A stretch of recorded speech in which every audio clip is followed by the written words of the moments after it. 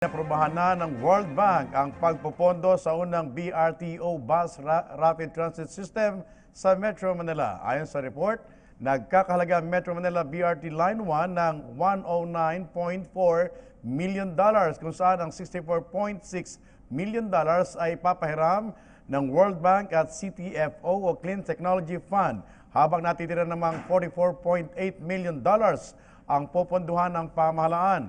Ayon kay World Bank Director Mara Warwick, sa pamamagitan ng pagkakaroon ng abot-kaya at maayos na pampublikong transportasyon, inaasa makatutulong ang BRT project upang mas maging abot-kamay ang oportunidad sa trabaho at edukasyon, lalo na sa mga mahirap na nakatira malapit sa BRT route. Maliban dito, ay malaki rin aniya ang may tutulong ng proyektong ito sa kampanya ng pamahalaan kontra climate change, dahil naman ang BRT system na ito ay nasa makakabawas sa greenhouse gases. Batay po sa datos ng World Bank, may kakayahan ng BRT system na makapagsakay ng 300,000 commuters kada araw sa kahabaan ng Espanya Boulevard at Quezon Avenue.